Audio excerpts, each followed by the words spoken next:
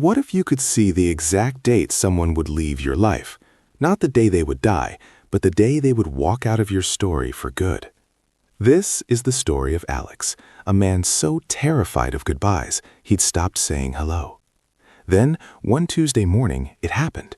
He woke up, and above every person's head, a date hovered in faint, glowing numbers. His mailman, August 12, 2041. The barista at his coffee shop, March 2, 2026. He stumbled back, heart pounding. This wasn't a curse. He thought it was a cheat code, a way to finally protect himself from the pain of being left behind. His fear was replaced by a cold, calculating sense of control. He started curating his life like a museum exhibit. That friendly new coworker with a date just 6 months away? Alex kept his distance.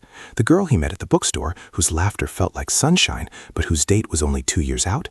He never called.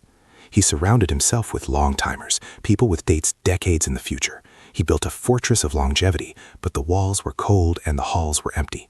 He had eliminated the risk of sudden loss, but in doing so, he had eliminated the joy of sudden connection. His world was safe, but it was colorless. One afternoon, he sat in a park, mentally swiping left on anyone with a near-term date.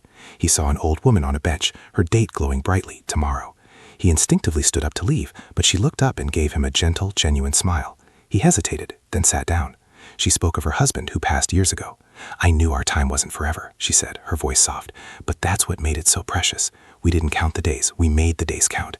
It's not about how long you get to hold a hand, dear. It's about how much love you put into it while you're holding it." Her words hit him like a tidal wave. The dates weren't a warning to stay away. They were a reminder to move closer. The number didn't define the value of the connection. It defined the urgency. He had been so obsessed with the final chapter that he refused to even read the first page. Everything changed. He called a sister whose date was only a year away. They had been distant for years, but now they talked for hours, healing old wounds. He started volunteering at a senior center, spending afternoons with people whose tomorrows were few, but whose stories were endless. He learned to play chess from a man with 1 week left. He listened to the life story of a woman with 1 day left. He wasn't collecting goodbyes. He was collecting moments.